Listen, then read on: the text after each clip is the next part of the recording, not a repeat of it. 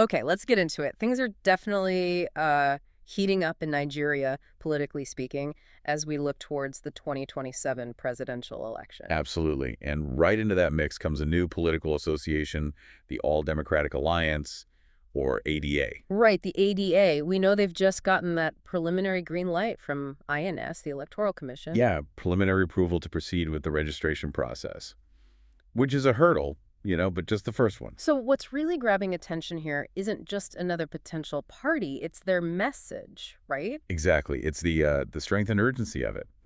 Dr. Umar Ardo, who's promoting the ADA, put out this really powerful statement. He calls it a clarion call, A clarion call aimed where? squarely at the Nigerian electorate, especially, it seems, those feeling let down by the current system, looking for something genuinely different. Okay, so that's our mission for this deep dive. We're digging into that specific message from a press release dated September 2025.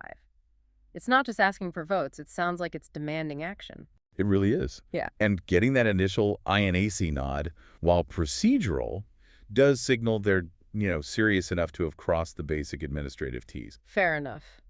But the politics starts with their assessment of Nigeria, doesn't it? Their diagnosis of the problem. Mm-hmm.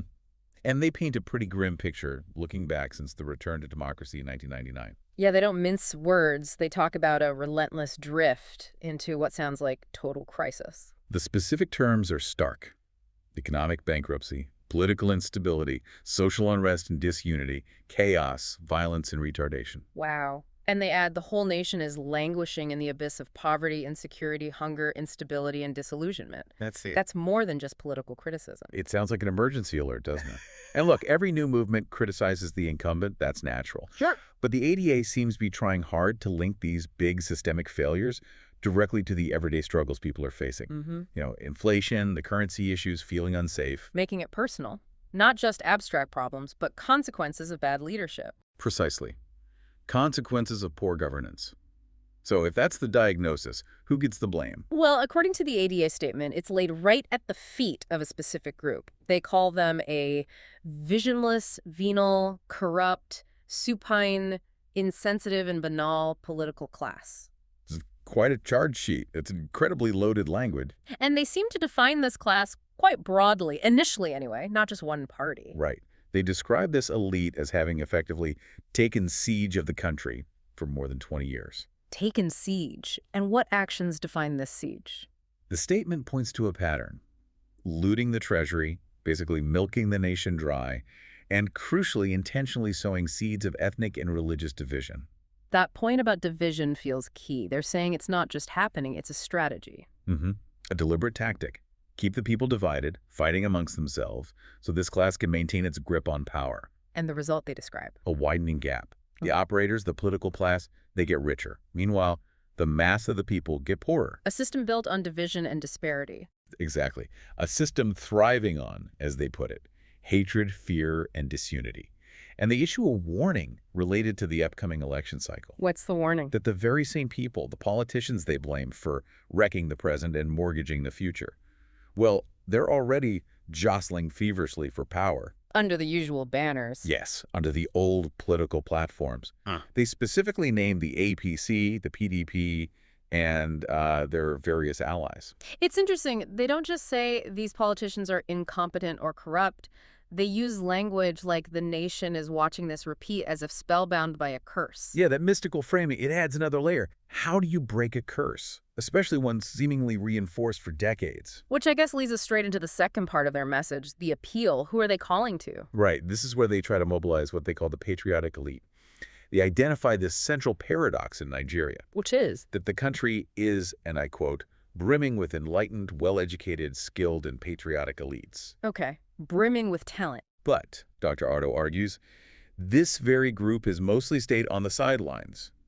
Aloof, he says, too detached from the dirty field of politics. Choosing silence or maybe just complaining privately while things fall apart. Exactly. And this strategy, appealing to the intellectuals and professionals first, it's interesting. It's a common theme sometimes, but often tricky to pull off, isn't it? Why tricky? Because getting into politics, especially a system described as corrupt, has huge costs. Financial costs, personal costs, reputational risks. So why would these skilled people jump in? How does the ADA address that hesitation? They lean heavily on moral pressure. They bring out that classic warning: when good people refuse to join politics, they will be governed by the bad ones. Basically saying you can't afford not to get involved. Precisely. And the call is very targeted. They list specific groups they see as critical stakeholders. Who's on the list? True patriots, professionals, intellectuals, journalists, entrepreneurs, religious clerics.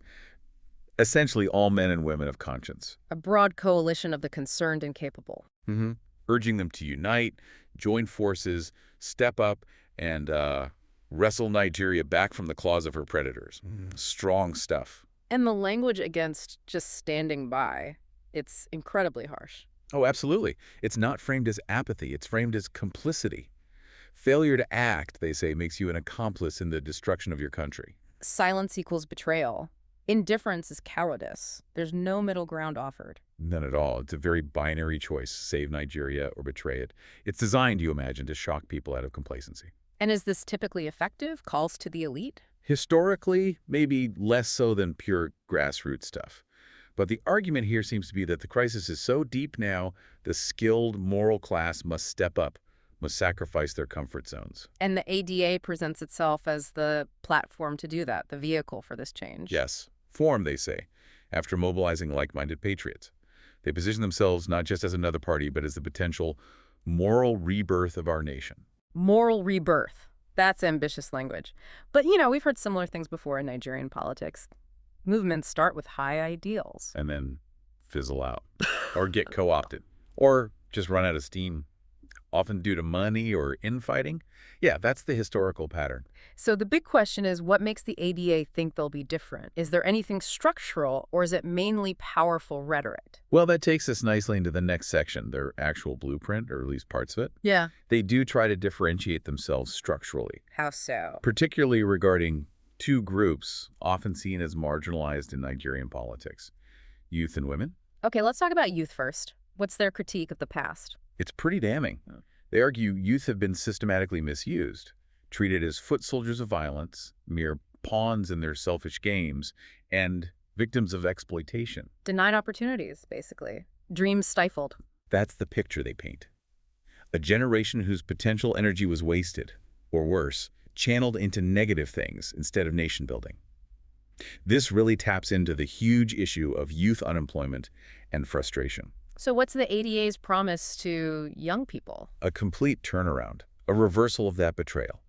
Their manifesto, they claim, is built majorly around youth as the real custodians of the future. And what does that mean in practice? The vision is transforming them into a productive force.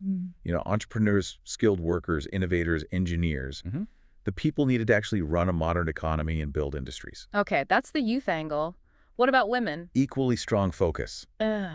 Maybe even more structurally significant in a way. They point out the obvious. Nigerian politics is overwhelmingly male-dominated. And the reasons. Cultural bias, lack of financial backing for women candidates, and a tendency towards token appointments rather than real power sharing. And the consequence of that exclusion. They frame it starkly.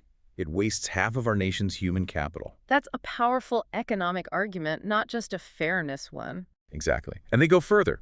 They argue women aren't just needed for diversity points. They bring specific, valuable qualities to governance. Integrity, compassion, resilience, a strong service ethic. The ADA statement explicitly suggests that empowering women politically could directly help reduce corruption. Interesting. Linking gender parity directly to tackling corruption and instability. It connects back to their core diagnosis. And then comes the bit that really tries to prove this isn't just talk. The numbers. The numbers, the quantifiable commitment. They state that women and youth are designated as true partners. And together, this is the key part, together they are guaranteed to occupy over 50% of the developmental space within the ADA's Constitution and Manifesto. Over 50%. That's huge. What does developmental space mean exactly? Is it seats, executive roles? The source material implies it's foundational, ensuring they're not just brought in as tokens for an election cycle, but are structurally central. It's a bold move to counter cynicism. It certainly is, but it raises massive practical questions, doesn't it? Oh, absolutely. How do you actually enforce a 50% guarantee like that? Especially when you're trying to win elections against powerful established figures. Do you prioritize the quota over perceived electability sometimes? Yeah, the mechanics of that. balancing the ideal with the reality of political competition. It would require a completely different way of organizing, funding, and mobilizing compared to the established parties, which rely on older, male-dominated patronage networks.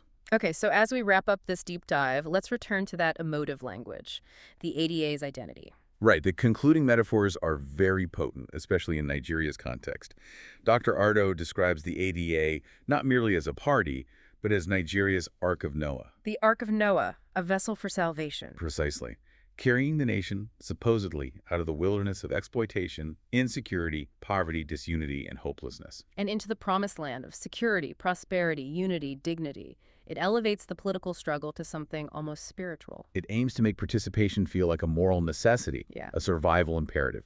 And a final message drives this home, that 2027 must not be business as usual. They frame the continued dominance of the established parties, APC, PDP, etc., as potentially a death sentence for Nigeria's survival as a nation. Wow. So the stakes couldn't be higher in their view? Not according to this call. Yep. It ends with that stark choice again. Yeah. Stand aside, and you betray Nigeria. Join hands, and you save her. It's a direct challenge to that hesitant elite. It really forces the issue, telling educated professionals that their silence, their inaction has very real consequences, which leaves us, and you the listener, with a really provocative thought to chew on. This whole strategy, focusing so heavily on mobilizing the professional and educated elite first, rather than maybe a more traditional grassroots-up approach, is that demand for the aloof to step up the critical but maybe riskiest move needed to break Nigeria's long-standing political patterns. And perhaps a related question, if they're serious about that 50% plus guarantee for women and youth in the developmental space, what do the nuts and bolts of actually running and sustaining a party on that basis look like? How does that fundamentally alter the power dynamics and the money involved in Nigerian politics? That practical challenge is immense, and it's what the ADA has put on the table.